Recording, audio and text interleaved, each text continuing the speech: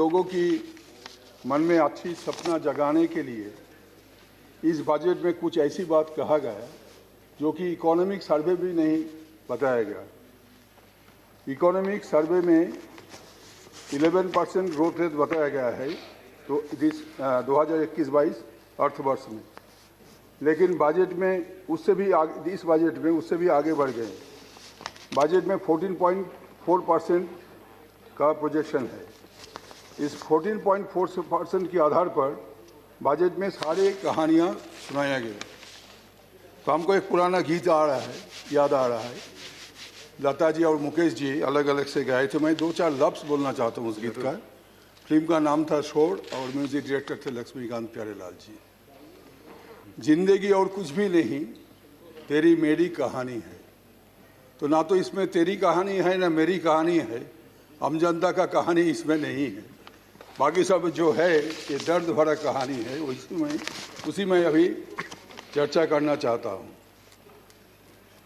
पहले तो आपको बजट में ये बोलना जरूरी थी कि ये 14.4% ग्रोथ रेट अब जो बता रहे हैं इसका बेसिस क्या है, क्योंकि वास्तव चित्र अगर हम देखते हैं तो in 2019-20 our economy contracted by 4.1% and it further contracted by 7.1% in 2020-21. And on 4th January this year, the World Bank Global Report estimated India's GDP to plunge 9.6%.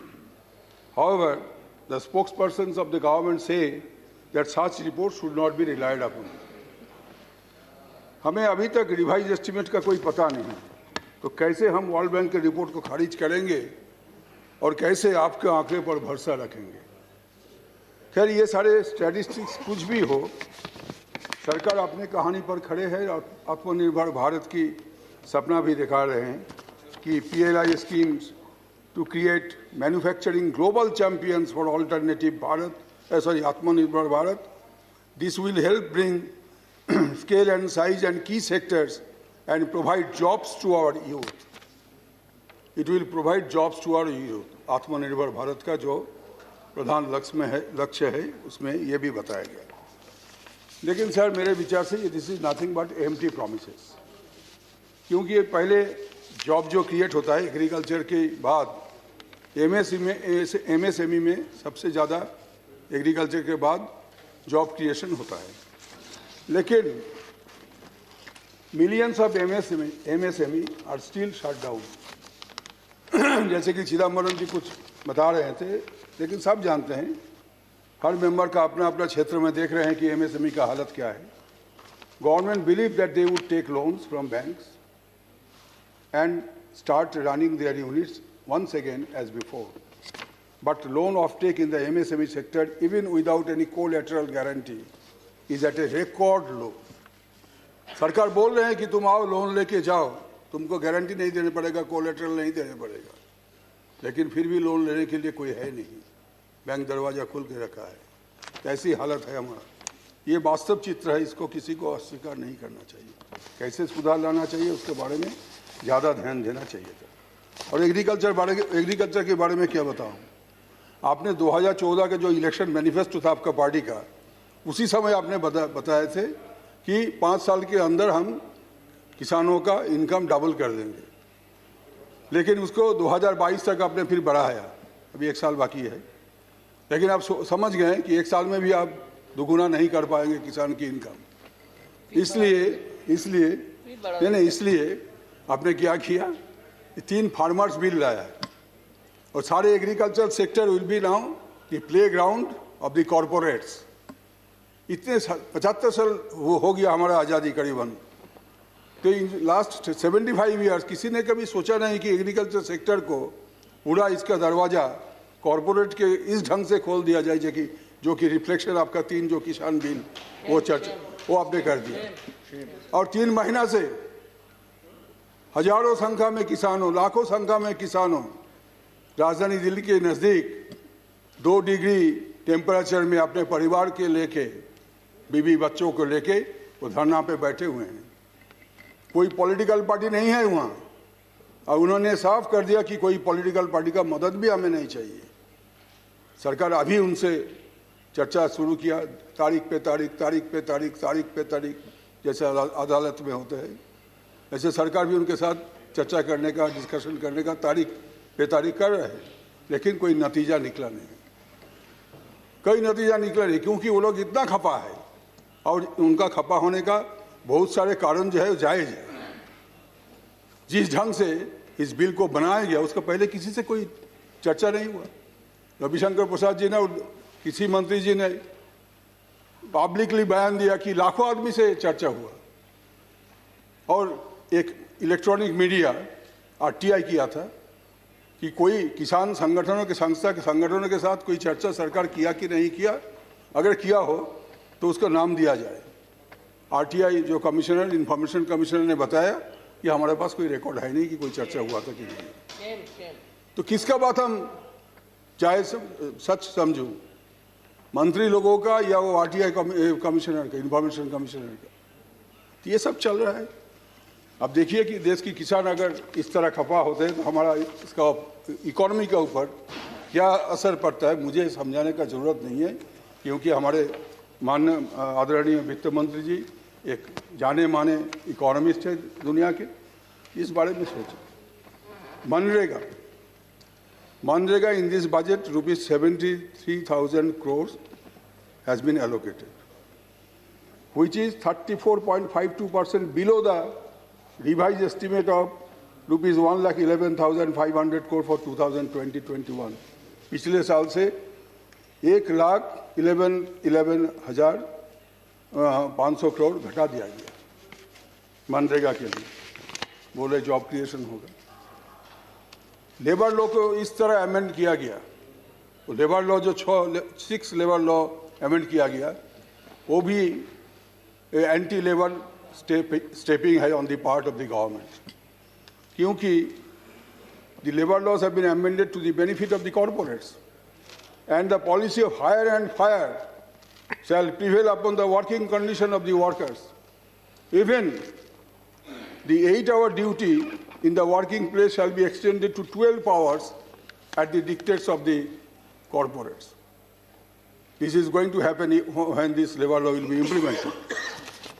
वो बोलेगा कि नहीं तो कॉन्सेंट लेके होगा, लेबर का कॉन्सेंट, वो कॉन्सेंट कौन नहीं देगा? कॉन्सेंट नहीं देगा तो उसको नौकरी से हटा दिया जाएगा।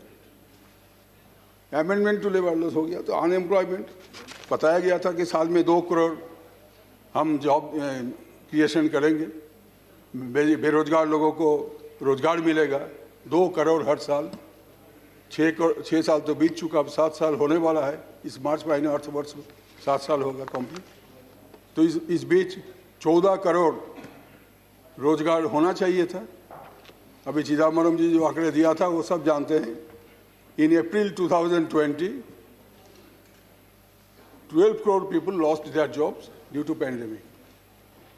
Not only due to pandemic, but the recession that started from the period of announcement of Notbandi.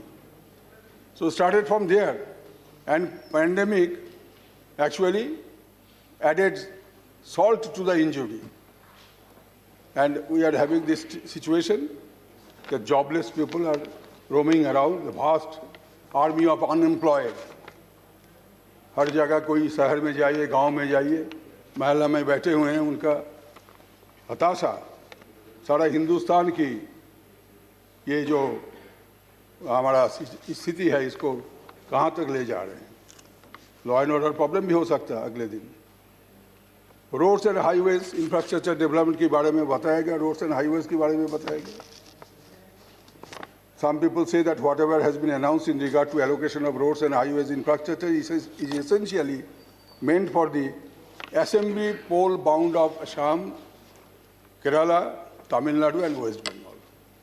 ये जो चुनाव होने वाला है इसको मद्देनजर रखते हुए ये रोड्स एंड हाईवेज का कुछ अनाउंसमेंट किया गया इस बजट में। And West Bengal is as usual is the lowest allocation, the 25,000 crores for 675 kilometers of highway works. Although the central government failed to widen and maintain the National Highway 31 and 34 for the past 1 decade. They could not do anything, and now they say they will spend 25,000 crores for 675 kilometers of highway. Anyway, but what Bengal government has done? Bengal government has successfully constructed 88,841 kilometers rural roads and 5,111 kilometers state highways in the past 10 years. जबकि 10 साल में सिर्फ Calcutta to Siliguri का जो highway है उसको ठीक से मेंटेन नहीं कर पाया, वाइडन नहीं कर पाया केंद्र सरकार ने।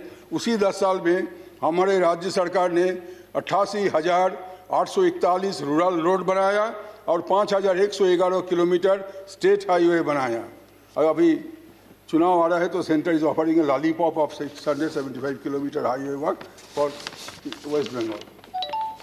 नाउ सर, बंगाल के खिलाफ ये जो स्टेप मदरली एटीट्यूड है, हम बांग्ला में कहते हैं कि विमातृ सुलभ आचरण, यानी कि स्टेप मदरली एटीट्यूड, और ये reach large on the pages of this budget.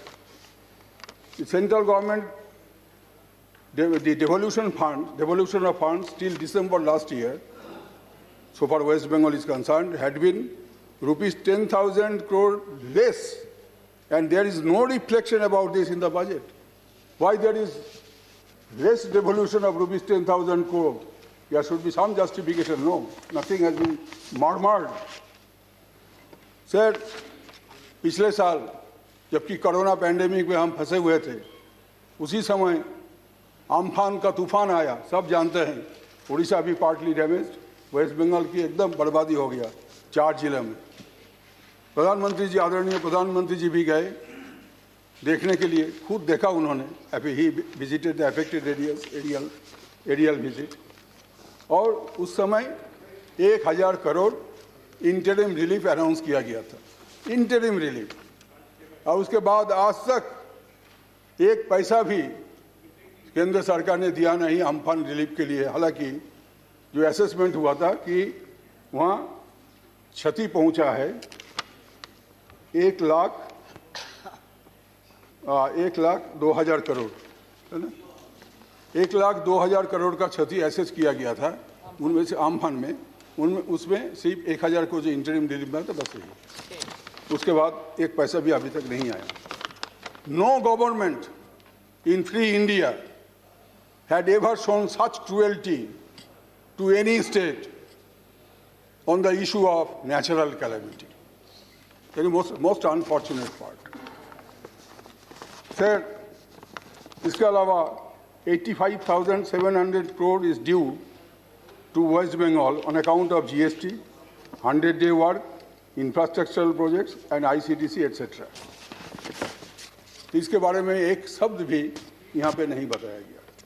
Sir, at page 14, para 16, the Honorable Finance Minister has said about natural gas. The heading is natural, petroleum and natural gas. But I don't know why not a single word has been mentioned about petroleum. Not a single word. लेकिन हमारे इस सभा की एक पुराने नेता, उन्होंने एक ट्वीट किया. उन्होंने ट्वीट करके बताया और सबने देखा. सोशल साइट पे तो उसमें बहुत मजाक ले रहे हैं लोग, लेकिन ये मजाक का बात नहीं. लेकिन उन्होंने किस ढंग से बोला, मैं थोड़ा मेंशन करना चाहता हूँ. राम की भारत में पेट्रोल 93 रुपया, सीता की नेपाल में पेट्रोल 53 रुपया और रावण की लंका में पेट्रोल 51 रुपया. तो ये हकीकत है, लेकिन किस ढंग से पेश किया गया देखिए. Our neighboring countries, they are having rupees 53 or 51 for petrol price, and we are having 93 or 91, whatever. However, किसी खुशी की बात यह है, संतोष की बात यह है कि कोई रूलिंग पार्टी का लीडर ने अभी तक उस नेता का जिन्होंने ये राम रावण वाला ये कहानी सुनाया, उसको अभी तक वहाँ जाके बसने के लिए नहीं बोला. जबकि पहले किसी ने कुछ बोला था तो उसको बोला जाओ जाके पाकिस्तान में तुम बस जाओ. तभी तक उनको बोला नहीं कि तुम नेपाल में जाओ या श्रीलंका में जाओ. ये खुशी का बात है. सर, अभी बैंकों के बारे में बहुत चर्चा हुआ. बैंकों के बारे में बहुत चर्चा हुआ. 14 बैंक नेशनलाइज हुआ तो सब जानते हैं, अभी 12 है शायद। तो अभी उसको nationalise bank honourable finance minister ने जैसे उन्होंने बजट स्पीच में बताया, तो वो घटते घटते 2 नेशनलाइज बैंक में जाएगा। उन्होंने बताया नहीं 2 की 4, लेकिन जो चीफ इकोनॉमिक एडवाइज़र है उन्होंने एक न्यूज़ पेपर ब्लूमबर्ग उसमें एक इंटरव्यू दिया 2 फरवरी को, बजट जिस दिन पेश हुआ पर दिन। वहाँ उन्होंने बताया कि banking will be a strategic sector where there will be 4 or less PSBs, but the rest will slowly be unwound and put into the private sector. So 12 से घट के उसको 2 बनाया जाएगा। यहाँ पे बताया गया 2 public sector banks would be privatized in the upcoming financial years। उसका बाद घटाते घटाते उसको 2 या 4 में ले जाएगा और बाकी सबको प्राइवेट सेक्टर को दे देगा, बेच देगा। ये चीफ इकोनॉमिक एडवाइजर ने बोला है, मेरा कहना नहीं है। तो अगर ये होता है, और उसके अलावा वो जो एनपीए के बारे में हम लोग चर्चा करते हैं, वहाँ वो बोलता है कि प्राइवेट एक तो बैड बैंक बनाया जाएगा। हमने ज़िंदगी में कभी सुना नहीं कि बैड बैंक क्या होता है। मैं तो इकोनॉमिस्ट नहीं हूँ, लेकिन आजकल बैड बैंक जो पैसा लेके भाग गया, सब लोग बाहर इधर उधर कर दिया, वो सारे एनपीए अकाउंट को भेज दिया जाएगा उस बैड बैंक को, और वो लोग ठीक करेगा, तय करेगा किस तरह उसको वसूल किया जाएगा, नहीं जाएगा, और वो भी जाएगा प्राइवेट के पास। सरकार का कोई नियंत्रण नहीं रहेगा, सरकार वो बैड बैंक नहीं बनाएगा, वो बैड बैंक भी प्राइवेट के हाथों में रहेगा और वो तय करेगा कि एनपीए का वसूल कैसे किया जाएगा। ये क्या हो रहा है इस देश में, मुझे कुछ समझ में नहीं आ रहा है। और वो बोला कि डीक्रिमिनलाइजेशन किया हमने कंपनी एक्ट में। क्यों इतना सारे डीक्रिमिनलाइजेशन क्यों कर रहे हैं? जो लोग हमारे आम जनता का पैसा लूटा, they are criminals and criminal action must be taken against them. Why are you going for decriminalization all the time? What for? बताना चाहिए देश को। इसका स्वार्थ आप रक्षा करना चाहते हैं आम जनता का, जिनका रुपया पैसा अमानत बैंकों में था और लूट लिया जो लोग, उसको आप हेल्प कर रहे हैं। डिक्रिमिनलाइजेशन वन आफ्टर अनदर, ये सिलसिला 3 साल पहले 4 साल पहले शुरू हुआ था, अभी भी चल रहा है। कोई क्रिमिनल एक्शन नहीं ले सकते अब उसके खिलाफ, क्योंकि आपके पैर से सर तक बिका हुआ है। अब कुछ नहीं कर सकते, विक्रेता सरकार है। सर, ये पब्लिक सेक्टर अंडरटेकिंग में 2 लाइन 3 लाइन बोलता चाहिए। मेरा दूसरा स्पीकर है मेरे पार्टी से। Honorable Finance Minister has announced that there will be only 4 key strategic sectors, and in these key segments there will be a maximum of 3 or 4 public sector units. There are more than 400 public sector units, and it will be reduced to 3 to 4 public sector units only. 1900 साल में जब बंगाल में anti partition movement शुरू हुआ था British लोगों के खिलाफ, उस समय एक साइंटिस्ट, एक प्रोफेसर ऑफ केमिस्ट्री आचार्य प्रफुल्ल चंद्र राय, उनकी अपनी रोजगार से बंगाल फार्मास्यूटिकल्स एंड केमिकल्स बनाए थे। 100 साल से पुराना वो कंपनी, वो लॉस मेकिंग कंपनी नहीं है। 4 करोड़ 5 करोड़ 6 करोड़ हर साल वो प्रॉफिट कर रहा है, लेकिन उसको भी बेचने के लिए सरकार निर्णय ले चुका है। इसी साल उसको बेच दिया जाएगा, वो लिस्ट में उनका नाम है। देश की पहला स्वदेशी कंपनी, उसको भी उन्होंने छोड़ा नहीं। क्यों? क्योंकि इस कंपनी का मुंबई का प्रभा देवी में, उत्तर प्रदेश का कानपुर में और बंगाल की 2 जगह में इनका बहुत सारे प्रॉपर्टी है। वो प्रॉपर्टी को बेचना है और उसमें 45,000 करोड़ का प्रॉपर्टी है। उस 45,000 करोड़ प्रॉपर्टी को लूटने के लिए प्राइवेट कंपनी ने जो नक्शा तैयार किया है, सरकार उसको मदद देने के लिए ये ऐलान किया। अब चुनाव आया है, वो कुछ नहीं बोल रहे हैं। मैं चाहता हूं कि ऑनरेबल फाइनेंस मिनिस्टर इसके ऊपर कुछ हमें सुनाएं. In all other areas, I mean other than the 4 key strategic sectors, where there are PSUs, union government will move out. वहाँ यूनियन गवर्नमेंट नहीं रहेगा नॉन स्ट्रैटेजिक एरिया में. ये टाइम्स ऑफ इंडिया का न्यूज़ है, जो कि वो गवर्नमेंट सोर्स का बताया हुआ. तो मैं समाप्त करना चाहता हूँ अभी. इसलिए मेरा दूसरा स्पीकर है मेरे छोटे भाई जैसा. तो फाइनेंस मिनिस्टर जी ने एक रविन्द्रनाथ टैगोर जी का उल्लेख किया, कोट किया, कलेक्शन ऑफ एप्रोहिंसी, रविन्द्रनाथ टैगोर जी फायर फ्लाइज कविता से.